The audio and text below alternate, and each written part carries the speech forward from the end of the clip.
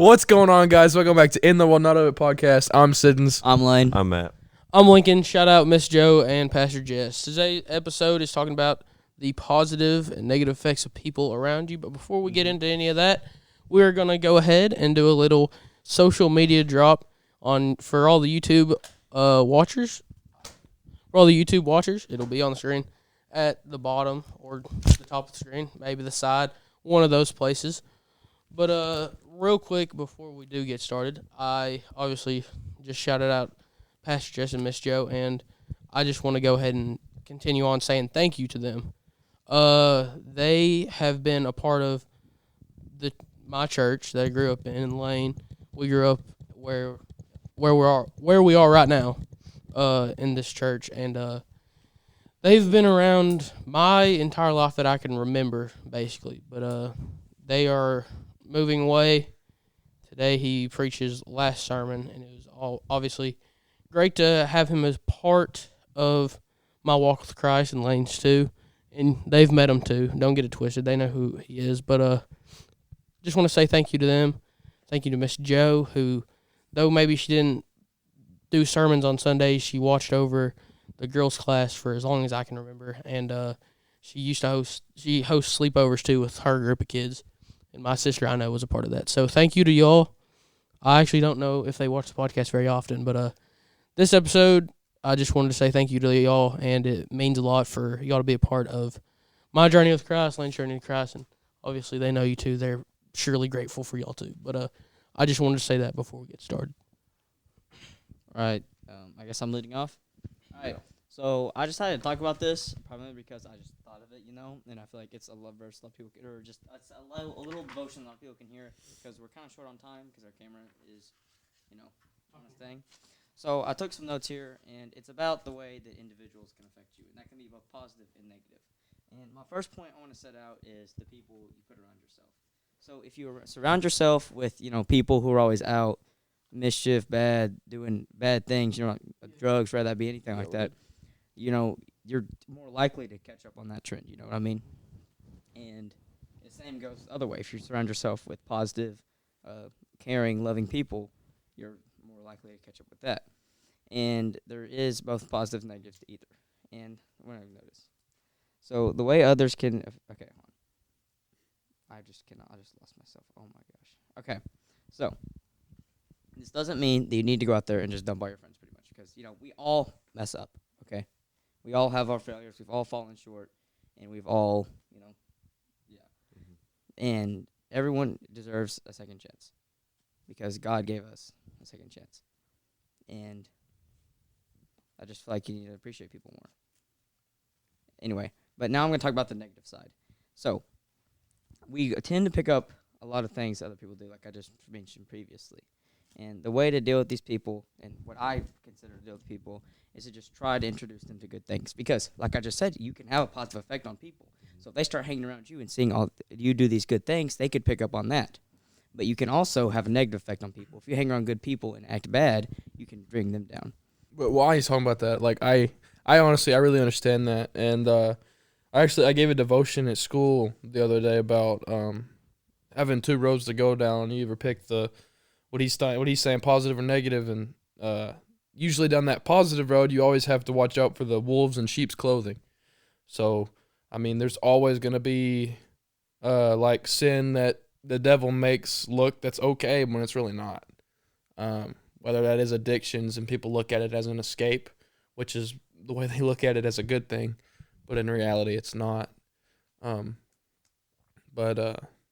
I mean, there's lots of different things.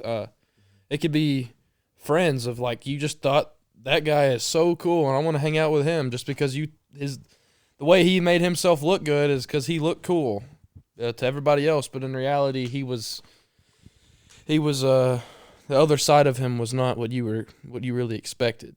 But that's just another example. But and you need to really choose who you surround yourself with. Mm-hmm. Yeah, I believe that's a huge thing, along with what other people are going to think about you. Yeah. What in reality you really shouldn't care what other people think about you. Mm-mm. But there that is. I'm going to say with the path, there's the thing that always says the bad path is wider and the good path is narrow. And so, even though the good path or the bad path looks like it's a nice way to go, Mhm. it's not. And like that everyone else is going down it, it's not. It's the good path that you have to choose. Okay, my notes were talking about it's the saying that the tree falls the way it leans. I was saying Jesus sat with sinners, but that's not who you recognize that he was with every single moment. He was with sinners, yes, and he was preaching the gospel to them, but he was also surrounding himself with his disciples, and the 12 disciples are the people who spent the most time with him, and they're the ones that eventually led him to where he needed to go on the cross to save mankind. And I was going to read Matthew 7:15 through 20, which these verses are in the context of false prophets, but they can also be just for people around you in general. It's beware of false prophets who come to you in sheep's clothing, but inwardly are ravenous wolves. You will recognize them by their fruits. Are grapes gathered from thorn bushes or figs from thistles? So every healthy tree bears good fruits, but the diseased tree bears bad fruit. A healthy tree cannot bear bad fruit, nor can a diseased tree bear good fruit. Every tree that does not bear good fruit is cut down and thrown into the fire. Thus you will recognize them by their fruits. So that was just saying everyone that you can see, they have their fruits, which is how they present themselves and how they look in general. And usually, by the way someone appears and the way they act, you can tell what kind of person they are, if they're a godly person or if they're far from God. And so, yes, you can surround yourself with those people, but don't let them take control of your life that'll affect you to do what they do all the time. And just mainly keep your focus on God, and you will remain on the right path, and you won't be able to stray away to that other path. But if you have those bad people, make sure that you are still surrounding yourself with the good people, the people that will motivate you closer to Christ, and that will keep you going through life in general. So, yeah, that's all I have.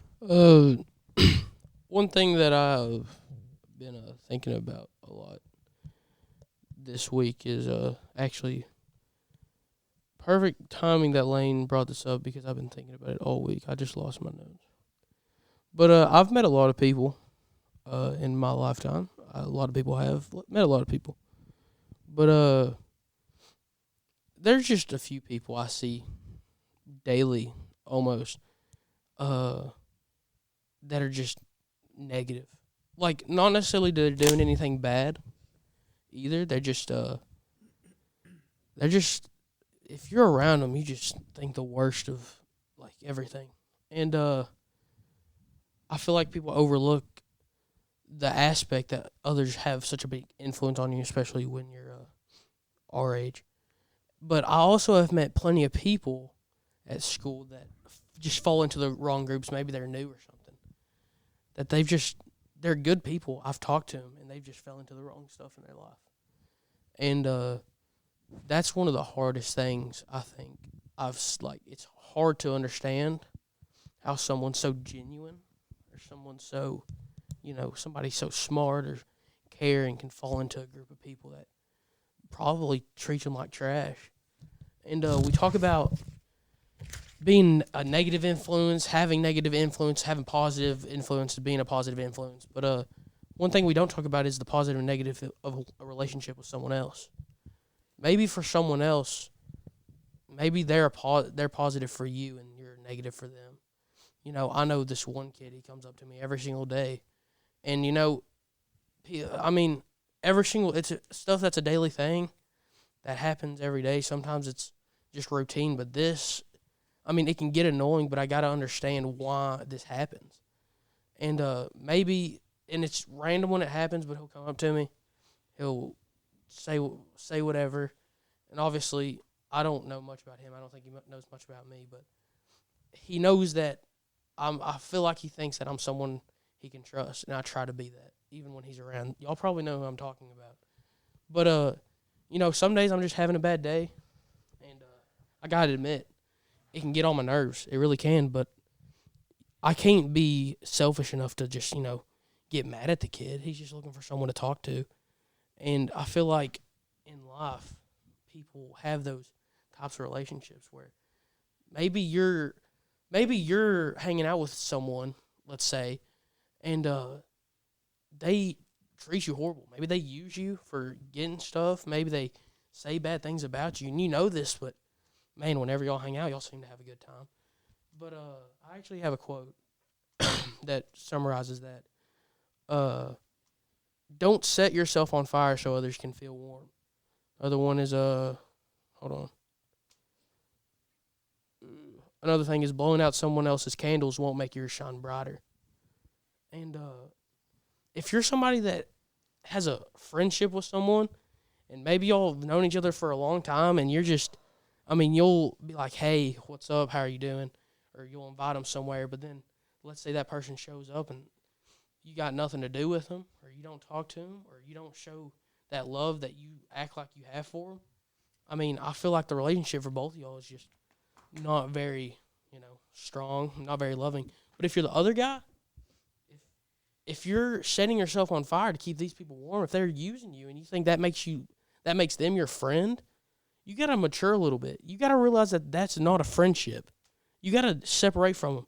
And that's what's been on my mind recently. So there's some people that I talk to every day or that I know, and I notice little things just throughout. I not really thought about it because maybe I'm just naive, dumb, stupid. I don't know. But I've noticed things now throughout this week, and it really sets people apart in my brain now. You got to realize what kind of relationships you have. That sounded bad, sorry. You got to realize what type of relationships you have, and if they're really truthfully honest relationships. If y'all both, love each other. And I feel like now that I realize that, there's some people that I just don't see the same much. Not that they've necessarily done anything bad, but stuff piles up over the years. Eventually, it makes a mess. And I don't know. It's kind of funny you made that a subject. But that's I don't know. That's just been on my mind. People that you surround yourself with are very important. That's home life too. And we talk about it all the time. Maybe the people around, we talked about it last episode, maybe the people around you, they supply you with something that you feel like is a need, and that's not necessarily how it works. But one other thing I just wanted to bring up, I talked about Pastor Jess earlier. He talked about Revelation today. And while you're young, one of the things that has to do with relationships is obviously the good ones you have. It's more important to find a few genuine good friends than have a bunch of ones that could care less about you. And if you have a few good, genuine friends, I hope y'all help each other, grow in the Word. Because Pastor just brought it up this morning. We're all, this whole earth is going to end at some point. And I wouldn't, I wouldn't spend the time you have on this earth, this limited time we have, just to have so much regret later. Because whether you like it or not, we don't know how soon God's going to come back. We don't know when that's going to happen. And but we just know it does. And he talked about, the wrath of God, 7 seals, the trumpets, the plagues, and all that. You're going to have to go through that. And if you don't have people around you to stick with you that have that same faith as you, then you're not going to get the reward at the end. Because we got to realize now when we're young what to live your life for, because then once you're older, you won't realize, you'll realize that what you did on this earth was worth the time. But that's my lecture for the day, I feel. You were about to say something. Yeah, there was just one thing I was going to say. And you talked about the the new kids that come in and get with the wrong group. Well, I think a huge problem that we have is that the groups that the kid shouldn't be in are always the ones that are so open for them to come into the group.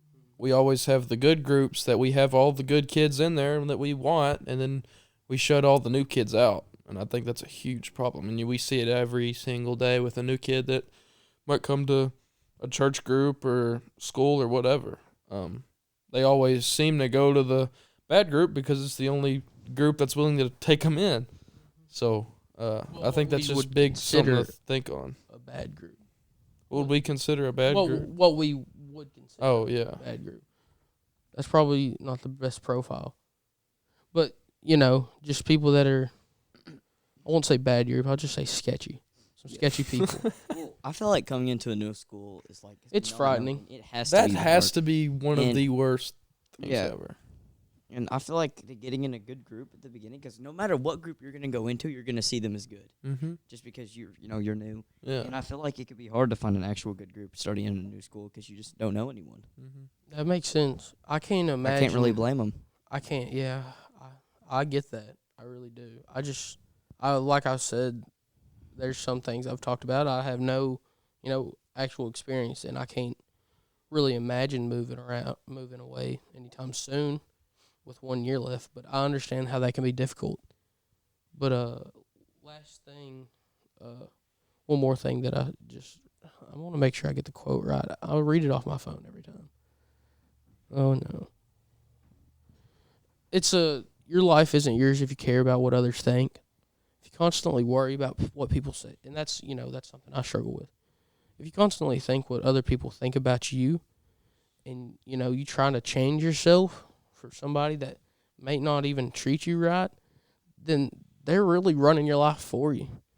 And I feel like the only thing worth changing for is God, because you have circumstances, but you also have decisions. You make decisions to change who you are, even for the better or worse. And I feel like if you're going to change, you might as well be in the right direction. And like we've talked about this too, people are not going to like what you're doing. People aren't going to like what you believe in. People aren't going to like you, just technically. Some people will leave you. Some people just not be friends with you anymore. But like I said, if you have that good, genuine group that's willing to be on board with you no matter what, I feel like that's worth it. I don't have a verse to go with that. I got nothing else.